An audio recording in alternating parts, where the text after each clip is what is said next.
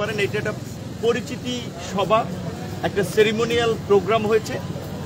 যেহেতু সমস্ত রাজনৈতিক দলের নেতৃবৃন্দ ছিল এবং সংস্কার কমিশনগুলো ছিল, তাদের রিপোর্ট তো মোটামুটি রাজনৈতিক দলগুলোর হাতে আছে।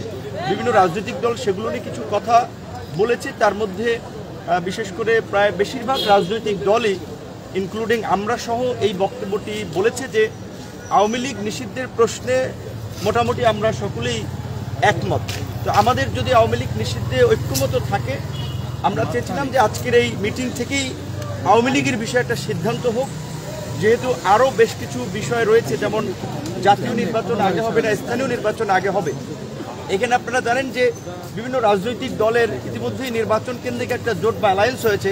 কাজে সেক্ষেত্রে ওই দল বা জোটের অবস্থানটা আলাপ আলোচনার সাপেক্ষে একদিকে। তো যদিও বেশ কিছু দল এটা বোঝাতে চেয়েছে যে স্থানীয় নির্বাচন যদি আগে হয় তৃণমূলে সংঘাত সহিংসতা বাড়বে, আওয়ামী লীগ মাথাচাড়া দেবে, কিন্তু আমার মনে হয় যেটি তাদের সঠিক ব্যাখ্যা বিশ্লেষণ না। কারণ স্থানীয় নির্বাচন এখন হলেও টুকটাক ঝামেলা হবে, নির্বাচনের পরে হলেও হবে। বরঞ্চ আমরা দেখেছি যে গত 53 বছর ইতিহাসে নির্বাচিত সরকারগুলো যত ফেয়ার ভোটেই ক্ষমতা আসুক, স্থানীয় নির্বাচনেও তাদের একটা প্রভাব থাকে। আমরা পরিষ্কারভাবেই জানিয়েছি যে 6 মাস ধরে স্থানীয় সরকার ব্যবস্থা কার্যত অচল হয়ে আছে। এখন প্রধান উপদেষ্টা সম্ভাব্য রোডম্যাপে যদি ডিসেম্বরেও নির্বাচন হয়, তাহলে কিন্তু 10 মাস সময় বাকি আছে। তাহলে 10 মাস সময় এই স্থানীয় সরকার কি প্রতিনিধিবিহীন থাকবে কিনা, সেক্ষেত্রে আমরা এই বিষয়টি বিবেচনার জন্য আহ্বান জানিয়েছি। একই সাথে জনপ্রশাসন সহ আইন শৃঙ্খলা বাহিনীর যে স্থবিরতা এবং নিষ্ক্রিয়তা, প্রশাসনে যে ফ্যাসিবাদের দোসরদের এখনও অবস্থান, যার ফলে কিন্তু সরকার 6 মাসেও আমরা দেখতে পাচ্ছি কাঙ্ক্ষিত পারফরমেন্স করতে পারছে না। বিশেষ করে স্বরাষ্ট্র উপদেষ্টা কিংবা স্বরাষ্ট্র মন্ত্রণালয়ের কার্যক্রম নিয়ে জনমনে অসন্তোষ রয়েছে, রাজনৈতিক দলগুলো সেটি ব্যক্ত করেছে। স্বাস্থ্য মন্ত্রণালয়ের ধীর গতি, এবং আমরা মনে করি যে কৃষি, এটা আমরা প্রধান উপদেষ্টার সামনেও বলেছি, কৃষি এবং স্বরাষ্ট্র এই রকমের ভারী মিনিস্ট্রি দুজনের পক্ষে সম্ভব না। বিদ্যুৎ, জ্বালানি, রেল, সড়ক পরিবহন এরকমের গুরুত্বপূর্ণ 3টি মিনিস্ট্রি একজনের পক্ষে পরিচালনা সম্ভব না।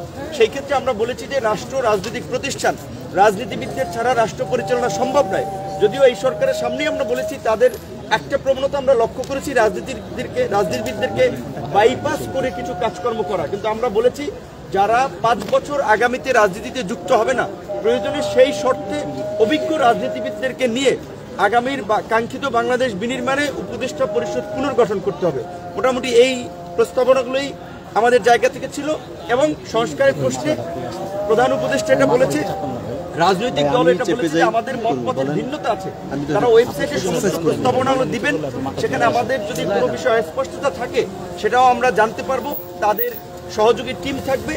ন্যূনতম আলাপ আলোচনা এবং ঐক্যমতের ভিত্তিতে যতখানি ঐক্যমতে পৌঁছানো যায়, কিংবা যেখানে ঐক্যমতে পৌঁছানো যায় না, যেমন সংবিধানে বহুত্ববাদের বিষয়ে আলোচনা হয়েছে, এখানে যেন ইসলামিক কিছু নেতৃবৃন্দ এটার বিরুদ্ধে বলেছে, আবার লিবারেল কিছু বা অন্যান্য নেতৃবৃন্দ বলেছে গণতন্ত্রে বহুত্ববাদ এটা থাকতে পারে।